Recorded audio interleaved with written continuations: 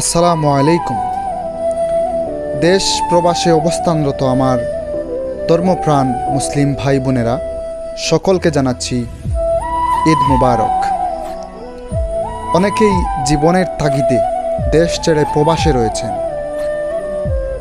আমরা বুঝতে পারছি, আমরা জানি যে আপনাদের ঈদের দিনে অন্তত দেশের মানুষের জন্য, দেশের পরিবার, দেশে থাকা পরিবার, আত্মীয় স্বজন, শুভাকাঙ্ক্ষী বন্ধুবান্ধব এদেরকে ছেড়ে প্রবাসের থেকে ঈদের দিনটায় আপনারা কতটুকু মিস করেন আমরা তা খুবই ভালো করে বুঝি।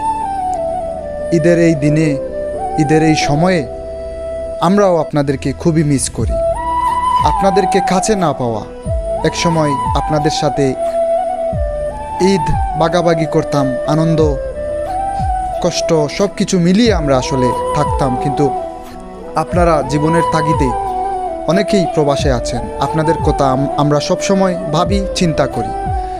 আর যারা দেশে অবস্থানরত আছেন, আমরা সকলেই একে অন্যের প্রতি সহানুভূতিশীল হই, একে অন্যের সাথে সুন্দরভাবে ঈদটাকে যেন ভাগাভাগি করে নিতে পারি। জীবনের ক্ষেত্রে মানুষের ভুল হতেই পারে, সুতরাং ছোট ছোট ভুলগুলোকে সংশোধন করি। হিংসা, বিদ্বেষ, প্রতিহিংসা এগুলো বাদ দিয়ে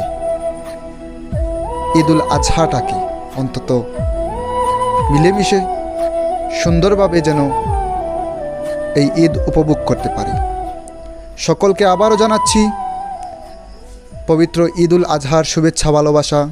ঈদ মুবারক। আসসালামু আলাইকুম।